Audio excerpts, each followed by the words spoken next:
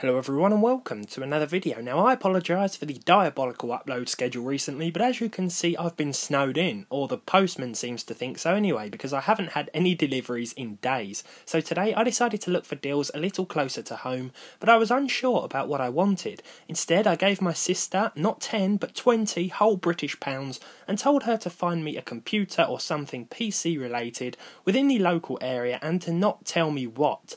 Just message the seller if it's on eBay, arrange a collection point and then tell me where to go and what time to collect it. Within a couple of hours she had spent the entire budget and sent me about 6 million miles away from my house in order to pick up this mystery PC.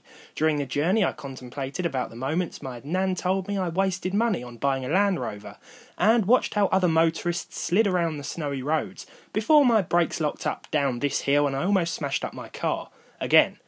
Nonetheless, I had arrived safely to pick up this, an HP Compaq machine.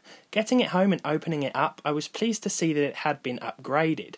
If I recall, these systems usually came with a Pentium 4 installed, but this one had been converted into what looked like an AM2 AMD based system. My sister knows nothing about PC specs, so I don't think she purposely opted for something without a dedicated graphics card, and based on that, I'll let this slide.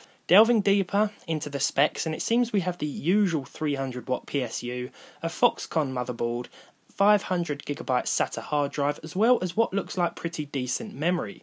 One 2GB stick of ballistics and one 2GB stick of OCZ memory, both clocked at 800MHz. Taking this machine back inside, and it was time to check out the operating system, if it had one. This turned out to be Windows 10. Probably not the best choice for this old CPU, especially considering it actually took about 5 minutes before leaving this screen. Once in, I discovered that one of the hard drives wasn't picking up, an easy fix if I could access the BIOS, but it was password protected. Jumping into system info and I saw we had an Athlon X2 5200 Plus installed, one of AMD's equivalents to Intel's Core 2 Duo lineup, and processors that still make for an okay starting point for a very basic entry-level home machine, perhaps with some older gaming thrown in. Aside from that, we had a full version of the 2016 Office Suite from Microsoft, which was a nice inclusion. Though, just like the rest of the system, it ran a little slow.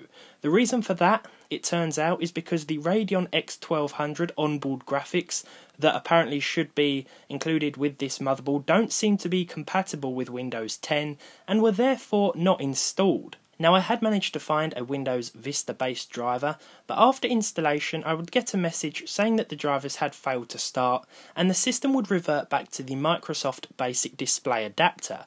For now this would have to do. I decided to give it a few hours worth of usage regardless and found that everyday tasks ran smooth enough.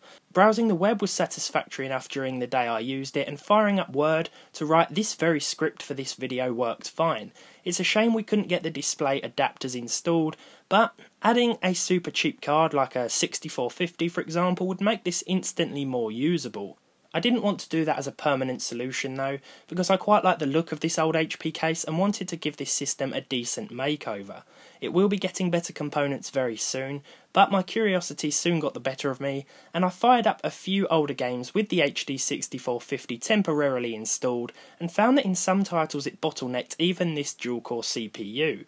I love these old AMD dual-cores, and I think they're really overlooked on the super cheap used market because of all the Intel stuff about, but as far as this mystery spec machine goes, I think we got decent storage capacity for the money, as well as a reasonable amount of not only RAM, but decent branded stuff too.